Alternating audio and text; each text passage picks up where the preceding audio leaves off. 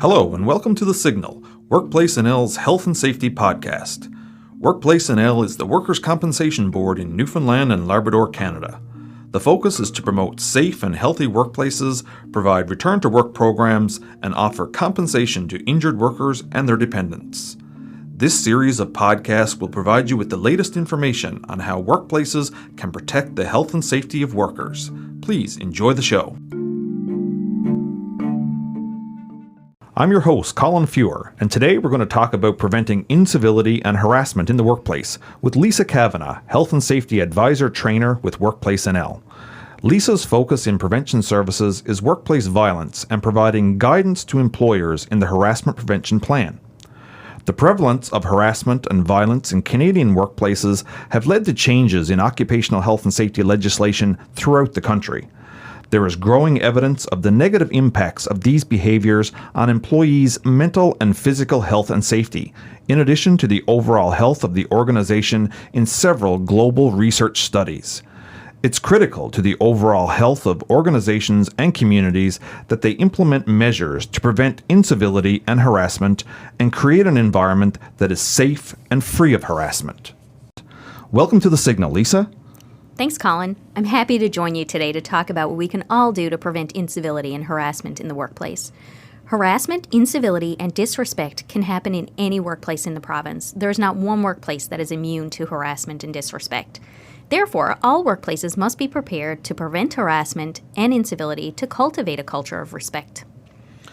Workplace harassment was changed in the January 1st, 2020 amendments to the provincial OH&S legislation. Lisa, what are the changes in legislation? There were a few changes. The definition of workplace violence changed, and there was a requirement for all employers to develop, implement, and maintain a harassment prevention plan. That was added as part of violence prevention. There was also a reference to family violence included, and a requirement for training in harassment prevention and the harassment prevention plan as well. So can you explain what the definition of workplace violence is? Sure. Section 22 of the Provincial Occupational Health and Safety Regulations defines workplace violence as an attempted or actual exercise of physical force to cause injury to a worker and includes threatening statements or behavior which gives a worker reason to believe that he or she is at risk of injury. There are various forms of violence that we find in workplaces, and they can include threatening behaviors such as shaking fists, pounding on a desk, destroying property, or throwing objects. It can be verbal or written threats, and these can be made in person through letters, phone calls, texting, emails, or even social media. So you mentioned that the definition of workplace violence includes harassment. How would you define harassment in the workplace? Section 22, subsection 2 of the Provincial Occupational Health and Safety Regulations actually defines harassment as inappropriate, vexatious conduct or comment by a person to a worker that the person knew or ought to have known would cause the worker to be humiliated, offended, or intimidated. A simpler way of describing this is any behavior that demeans, embarrasses, humiliates, annoys, alarms, or verbally abuses a person, and that is known or would expected to be unwelcome. This includes words, gestures, intimidation, bullying, or other inappropriate activities. The thing to remember about harassment is it's not the intention of the person making the statement or behavior, it's the impact that it has on the receiver. There are various ways that people can be harassed or disrespected. Some examples are excluding or isolating individuals, intimidating them by standing too close or making inappropriate gestures and comments. It may be deliberately setting an individual up to fail, and that could be withholding information or giving wrong information and setting them up for failure. As well, using inappropriate language. It could be taking away work or responsibility without just cause. Displaying or circulating offensive pictures or materials, and that could be in print or electronic form. Spreading malicious gossip or rumors, and cyberbullying through social media or email is a common method of harassment in today's society. So those are examples of harassing behavior. What about behaviors or actions that are not considered harassment?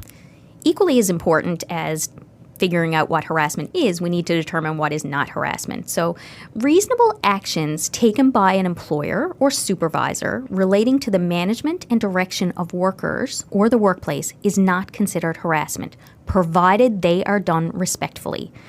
So changing work assignments or work schedules, conducting performance reviews, doing workplace inspections, implementing health and safety measures identified, and taking disciplinary action with just cause are all examples of managing people and occupational health and safety. It's important to remember, though, that when you're participating in those types of activities, that you do them with respect. And what is the connection between disrespect and harassment? Quite simply, disrespectful workplaces can lead to harassment. There have been many studies that have looked at incivility and disrespect in the workplaces. And when left uncontrolled, this can lead to workplace harassment. These studies are one of the reasons why occupational health and safety legislation has moved to include workplace violence and harassment prevention. Workers in disrespectful and uncivil workplaces tend to experience incidents with both physical and psychological roots. Let's start by looking at what a respectful workplace looks like. A respectful workplace is one where employees are respectful and considerate in their interactions with each other, with customers, clients, and the public. In a respectful workplace, opinions are valued even if they are different than our own. Everyone is treated as they wish to be treated. Communication is respectful. Conflict is addressed immediately, and conflict resolution processes are implemented. People feel free to speak without judgment or fear of being excluded, made fun of, or dismissed.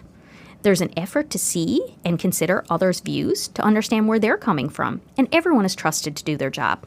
So, on the flip side, what does disrespect look like? Disrespectful behavior is very similar to the examples of harassment, and some of these include gossiping and spreading rumors, invading someone's privacy, could be insensitive, lacking empathy, screaming, yelling, it could be eye-rolling, intentionally leaving someone out, choosing who you will and will not speak to. It may be swearing or using other profanities, not respecting someone's personal space or values or cultural beliefs, as well as lack of trust and micromanagement. Lisa, do you have any general tips or do's and don'ts for showing respect in the workplace? I sure do. Some general do's for showing respect in the workplace could be saying please and thank you, offering to help, being on time, being inclusive, being professional. Also monitoring your body language. Deal with conflict immediately. Don't leave it to fester. Keep shared spaces clean and tidy. And as well, respecting personal space. While these may seem like common sense actions, a reminder in our workplace is always good. And some general don'ts when it comes to respect in the workplace would be don't vent or get even with others. Avoid dismissive behavior. Avoid saying it's not my job. Don't use profanities or insensitive language. Don't belittle someone's experiences. And don't use sarcasm. And as well, avoid being defensive. It's always good to stop and think before you act. Those are some great suggestions. So, Lisa, what are the effects of disrespect on a workplace? Disrespectful behavior not only hurts the individual, it also hurts the organization. In organizations, you may see an increase in absenteeism, staff turnover, levels of stress amongst workers, the cost to the EFAP program, recruitment, and education and training, amongst other things. The risk for incidents and injuries may also be increased due to physical and psychological effects on individuals. Employees who report experiencing workplace harassment actually have a higher risk of distress, anxiety, panic attacks, difficulty sleeping, increase in blood pressure, ulcers, post-traumatic stress disorder, depression, and loss of memory. So, Lisa, what can employers do to encourage respect in the workplace? Respectful workplaces don't just happen, they are built. Employers have the legislative responsibility to develop, implement, and maintain a harassment prevention plan, which is required in Section 24.1 of the Newfoundland and Labrador Occupational Health and Safety Regulations. This plan lays out the foundation for harassment prevention, as well as the process of dealing with harassment should it occur in the workplace. There are many factors that contribute to a respectful, healthy, and safe workplace. Generally, these workplaces have four main attributes in common. And these would be the organizational culture, leadership and commitment, education and training, and communication. It's important that we cultivate a culture where everyone is treated fairly, conflict is dealt with effectively, trust and loyalty is second nature, and people know that organizational health and employee health is vital to the business. Secondly, The employer and management set the tone for organizational culture through their leadership and commitment. If the employer and management are not exhibiting respectful behavior, the likelihood of a workplace grounded in civility and respect is very low. Leaders must lead by example and model acceptable behavior. Be the person you want your workers to be, consistently and with sincerity. So they will follow your actions when they know the importance you've placed on respect. Exactly. The third is delivering education and training on a variety of topics that are specific to the needs of the workplace and the employees. So we have the mandatory training, which is outlined in the legislation on harassment prevention and the employer's harassment prevention plan. You may also include training topics on such things as diversity, conflict resolution, interpersonal skills, resiliency, and even the connection between mental health and respectful workplaces, among other things. And the last attribute is communication? Exactly. Effective communication is key to a respectful workplace. Have a plan for communication and communicate the same message to everyone every time. The organization needs to be intentional with how, when, and to whom information is to be communicated. Open and civil communication should be encouraged in the workplace.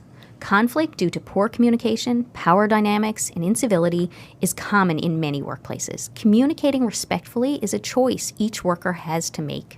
Great answer, Lisa. Is there a resource that employers can use to help them create a psychologically safe workplace that is based on respect and civility? A person's health affects all aspects of their lives. You can't leave your mental health at home. It comes to work with you. Work can either contribute to positive mental health or it can have a negative effect on your mental health. As an employer, it's critical that your workplace supports workers' mental health. The national standard, CSA ZAD 1003-13, Psychological Health and Safety in the Workplace, provides a framework for employers to find psychological hazards in their workplace and put measures in place to reduce the risk of psychological harm to the workers. The standard is the first of its kind in the world, and it outlines 13 psychosocial factors that employers need to consider when building a psychologically safe workplace. Psychosocial risk factors can impact the health of an organization, including the physical and mental health of individual employees. The way work is carried out and the context in which work occurs can have a significant impact on the employee's mental health, positively or negatively. When employees have a negative exposure to these factors, there is potential for the development of stress, demoralization, depressed mood, anxiety, or burnout. I won't spend time on those today, but one of the psychosocial factors is civility and respect. And can you tell us a little bit more about civility and respect as it is described in the CSA standard? A workplace that is civil and respectful is one where employees are considerate in their interactions with one another, as well as with customers, clients, and the public. A civil and respectful workplace is related to greater job satisfaction, greater perceptions of fairness, a more positive attitude, improved morale, better teamwork in the workplace, greater interest in personal development, engagement in problem resolution, enhanced supervisor-staff relationships, and reduction in sick leave and turnover. Organizations characterized by civility and respect create a positive atmosphere marked by higher spirits and work satisfaction. This civility allows people to enjoy the environment, whether they are staff, clients, or customers. When it is lacking, it can lead to emotional exhaustion amongst staff, greater conflicts, and job withdrawal. A work environment that is uncivil and disrespectful also exposes organizations to the threat of more grievances and legal risks. Thanks so much for joining me today, Lisa. You're very welcome. It was my pleasure, Colin. I think the overall message to take away from today's podcast is that preventing incivility and disrespect in workplaces is not only good for the health and safety of individuals, but is also good for the overall health of organizations. Employers throughout the province are required to develop, implement, and maintain a harassment prevention plan.